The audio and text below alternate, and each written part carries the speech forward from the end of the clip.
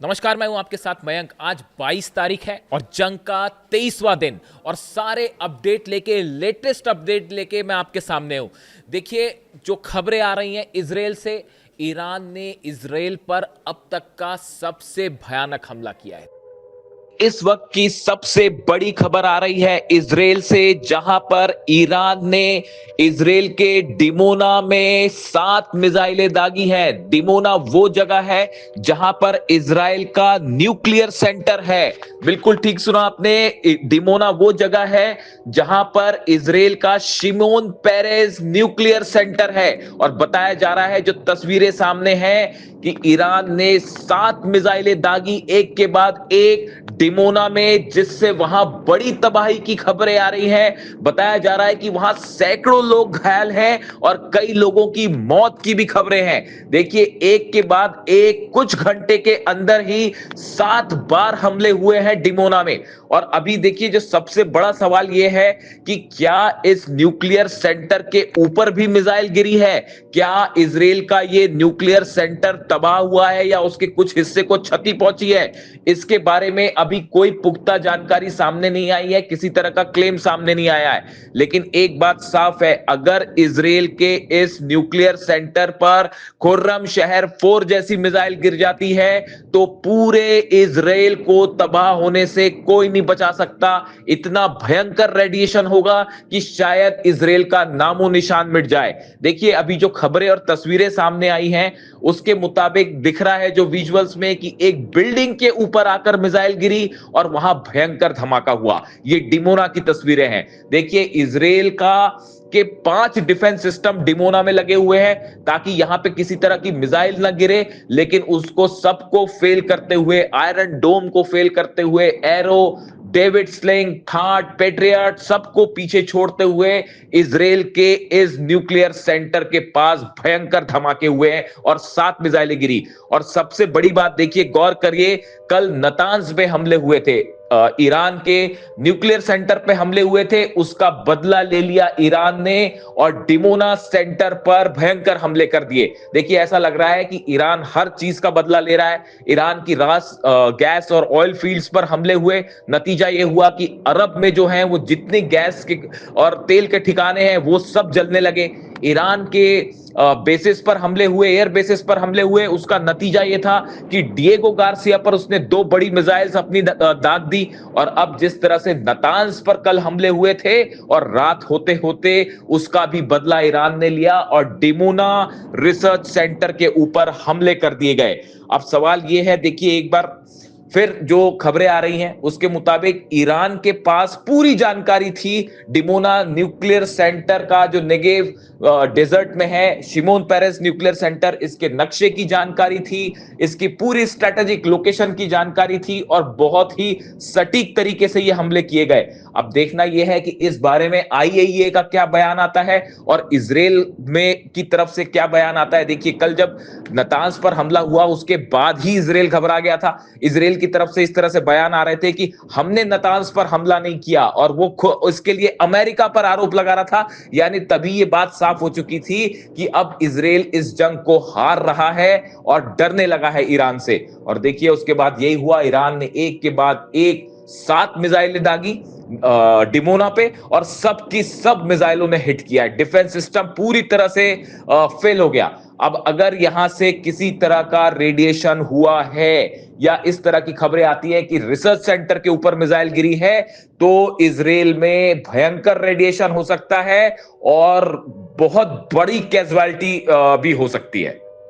देखिए, पहले भी हमले होते रहे, आप तस्वीरें देख रहे होंगे, लेकिन पिछले 24 घंटे के अंदर, यानी 21 तारीख से 22 तारीख के बीच आज सुबह तक जो हमले ईरान ने किए हैं और जो तस्वीरें सामने आई हैं, इससे बड़ा हमला इतिहास में इजराइल पर कभी नहीं हुआ है। और जो तबाही मची है, आप एक बार लिस्ट गिनिए कि क्या क्या चीज़ें इजराइल में तबाह हुई हैं। और जो खबरें हमारे पास आ रही हैं अलग अलग सोर्सेस से, बेहद हैरान करने वाली, इजराइल के 2 पोर्ट जहां जहाज खड़े होते हैं वो पूरी तरह से तबाह कर दिए गए। उनके ऊपर खुर्रमशहर 4 मिसाइल ने सीधा हिट किया है। इसके अलावा इन पोर्ट्स पर जो नेविगेशन सेंटर्स होते हैं या इंजीनियरिंग सेंटर्स आप कह लीजिए, जहां से पूरा तकनीकी काम होता है, वो पूरी तरह से तबाह हो चुका है।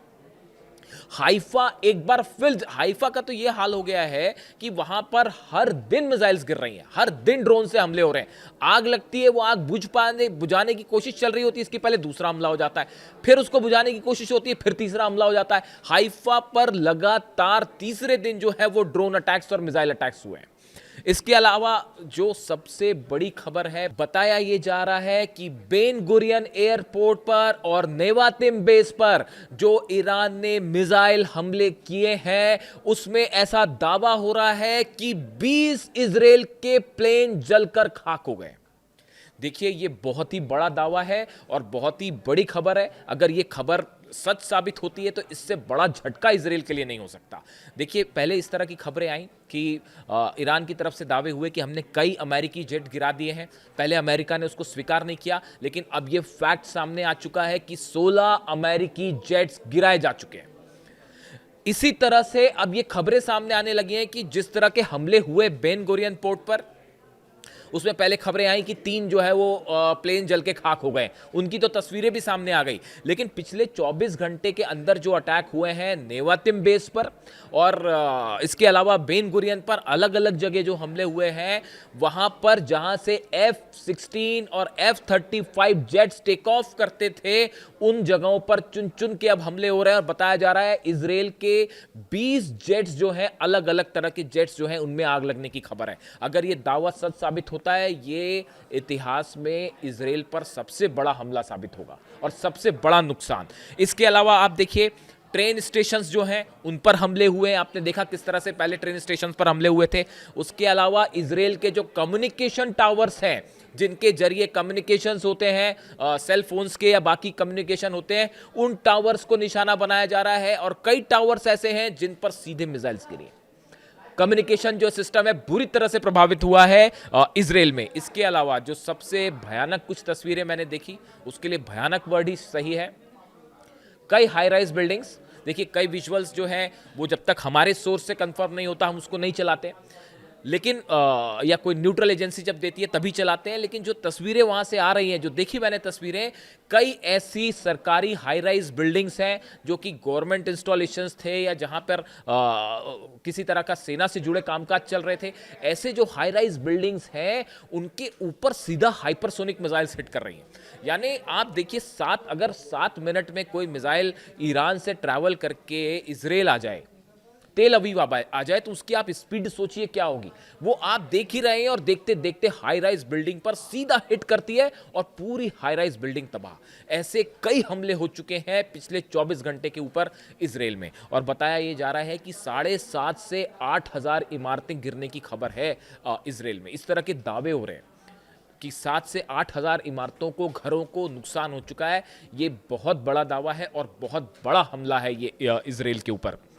इसके अलावा आप देखिए, जो सबसे बड़ी एक खबर देखी मैं देख रहा था, वहाँ के कवरेज देख रहा था इजराइल से, उसमें कई चीज़ें ऐसी हुई, जैसे अगर आप बीती रात की बात करें, यानी कि 21 तारीख से 22 तारीख के बीच की बात कर रहा हूँ मैं, ईद की रात वाली बात आप कह लीजिए।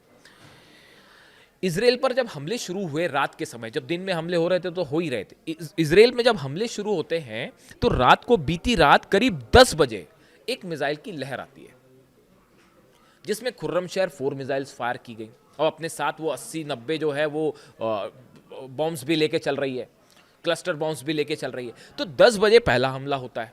उसके बाद सब कुछ रुक जाता है, सब कुछ शांत हो जाता है। देखिए, मिसाइल गिरना गिराना जो है वो चंद मिनटों का खेल होता है, वो उसमें खत्म हो जाता है। उसके बाद जो है सब कुछ रुक जाता है और रात को करीब 2:15 बजे, यानी देखिए एक हमला 10 बजे हुआ, उसके बाद 2:15 बजे, रात को 2:15 पर फिर एक मिसाइलों की लहर आती है। और इसमें जो है वो दूसरी तरह की मिसाइल्स, इमाद और कद्र मिसाइल्स जो है वो फायर कर दी जाती है। फिर वो मिसाइल आ गई। उसके बाद देखिए तीसरी लहर आती है सुबह करीब 5 बजे के आसपास। यानी आप देखिए, ऐसा लग रहा है कि मानो शिफ्ट में काम हो रहा है। जैसे ऑफिस में, दफ्तर में काम नहीं होता, हम लोग जैसे शिफ्ट में काम करते हैं, बिल्कुल उसी तरह से आप देखिए कितने प्रोफेशनल तरीके से ये वॉर लड़ रहा है ईरान, और मानो ऐसा लगता है कि शिफ्ट में काम हो रहा है। जो वो कहा गया था, जो बताया था मैंने आपको कि ईरान को जो है वो 31 यूनिट्स में डिवाइड कर दिया गया है, सबको अपनी मिसाइल दे दी गई हैं। जो मोजाइक पॉलिसी की जिसकी बात हो रही है 2007 में बनाई थी, ये अली खामेनी साहब के रहते रहते तैयार हो गया था ये तरीका। खामेनी साहब का विजन जो था वो ऐसी, उन्होंने इतने समय ईरान पर शासन नहीं किया, और आज जो ईरान इस मजबूती से लड़ रहा है उसकी नींव में है खामेनी साहब का विजन। वो सुप्रीम लीडर थे, रिलीजियस लीडर थे, लेकिन उसके साथ वो बेहतरीन प्लानर थे। यही बात मैं अपने विजुअल वीडियोस में कई बार मैंने कही है कि उनके जैसा क्लियर विजन, उन्हें कोई कंफ्यूजन नहीं था इस बात को लेकर कि अमेरिका हमारा दुश्मन है। देखिए कितनी सटीक बात कही थी उन्होंने। 1981 का इंटरव्यू था, शायद आप लोग देखें, मिल जाएगा आपको इंटरव्यू, कई लोगों ने देखा भी होगा। उनसे पूछा गया था कि दुश्मन नंबर 1 कौन है, उन्होंने जवाब दिया था अमेरिका। क्या क्लियर कट विजन था उनका, आप सोचिए।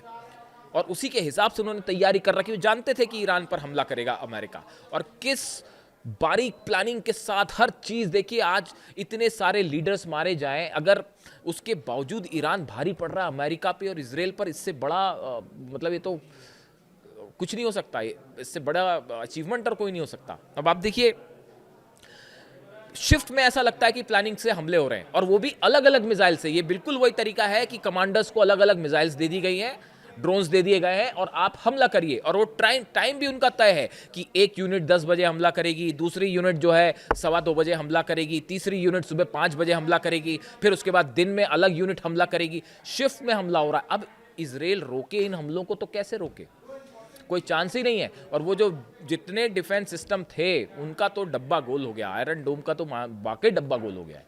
वो कैसे वो फेल हो चुका है। पूरे इसराइल का आसमान जो है अब वो ईरान के कब्जे में, जब चाहे जहां चाहे वहां हमले हो रहे हैं, और भयानक हमले हो रहे हैं। अब वो मिसाइल्स फायर हो रही हैं जो भारी मिसाइल्स हैं। पहले जो है वो तो सब मामला हल्का चल रहा था क्योंकि वो इंटरसेप्टर्स खत्म करने थे, अब वो खत्म हो गए। मिसाइल्स खत्म हो गई जो रोकती हैं, काउंटर मिसाइल्स करती है, जो इंटरसेप्टर मिसाइल्स हैं वो खत्म हो गई। अब उसके बाद भारी मिसाइल्स गिर रही हैं। अब क्या तो खुर्रमशहर 4 को आप रोकोगे, और क्या फतेह 2 को रोकोगे, और क्या सेजिल मिसाइल को रोकोगे।